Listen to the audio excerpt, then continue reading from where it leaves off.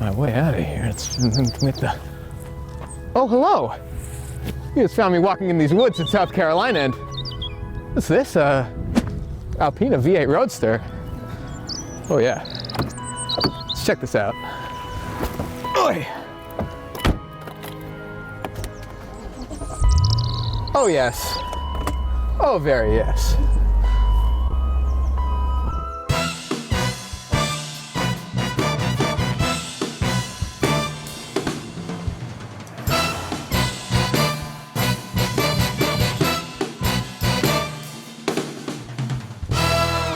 We're in an Alpina V8 Roadster.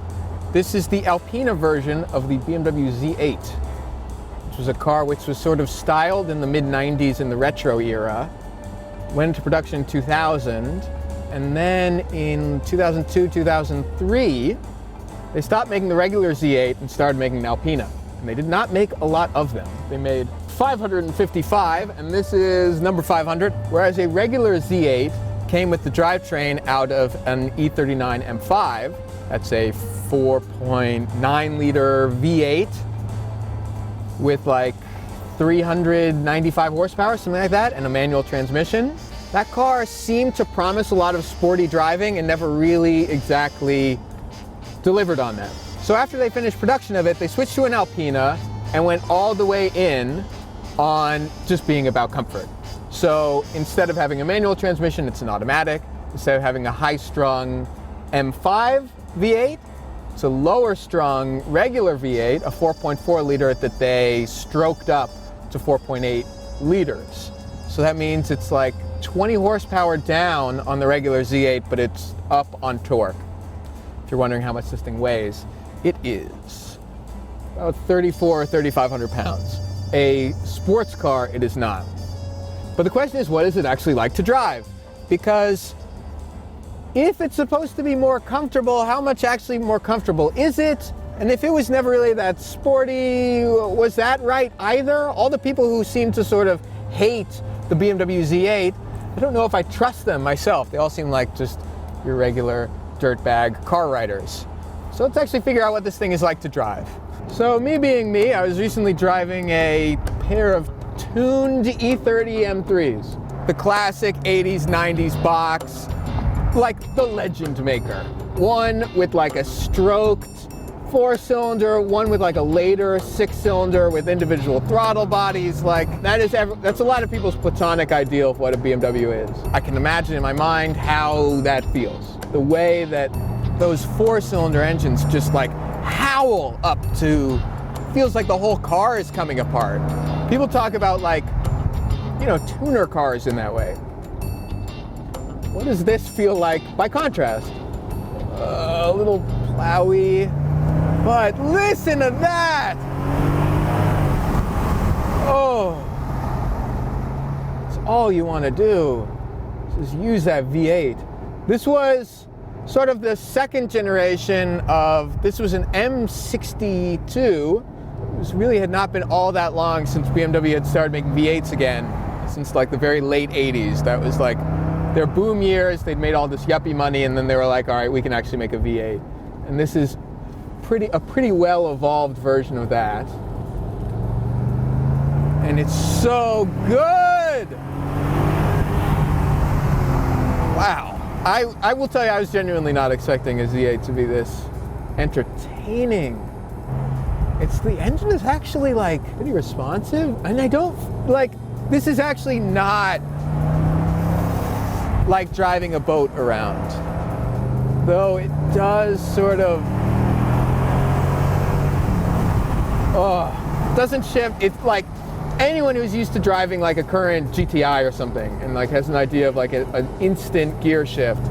Yeah, that's not this at all. It is, even if you click the button, it's not changing gear immediately.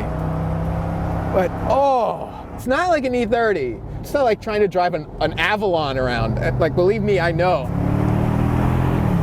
And this is not like a boat. So yeah, this is a really weird car in that everyone knows what it looks like, but nobody really knows what it's like to drive. There are not a lot of them. They made like, I don't know, 2,000 or like 1,500 regular Z8s and only 555 of these. If you wanted to buy one yourself, good luck. They originally went for like $137,000. This one in particular is $139 because it has like a gas guzzler tag.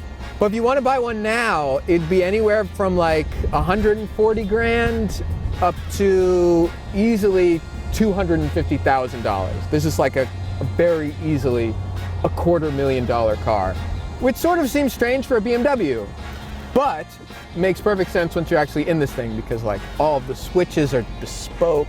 They have these nice little clicks to them. It's like a really fancy car. All the stuff is so charming. The other thing that's really weird about it is if you listen for it, this has like just about the most tire noise of any car I think I've ever driven, just because the wheels and tires are absolutely huge. It's got like these hand-cut pluses and minuses. And I've got like a gear indicator in front of me. This is so cool. Oh, listen to that. Oh, what a good car. Probably the coolest random detail are the taillights and the indicators, which are actually neon. This is a like style over absolutely everything kind of car.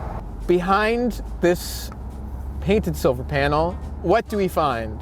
Extremely James Bond era notification of how to use the nav. Warning! Reads in orange. Yeah, give me directions. Where are we going? In 400 feet, turn left. Whoa! This is what an Alpina Z8, or excuse me, an Alpina V8 Roadster sounds like. Look at this! It's telling me to turn in 0 feet. Where? Into a field? What is going on? Just an incredibly of its era vehicle.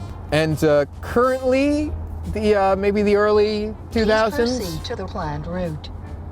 Maybe the early 2000s are not exactly beloved in their sense of uniting the analog and the digital, but this car embraces it and really lays into it.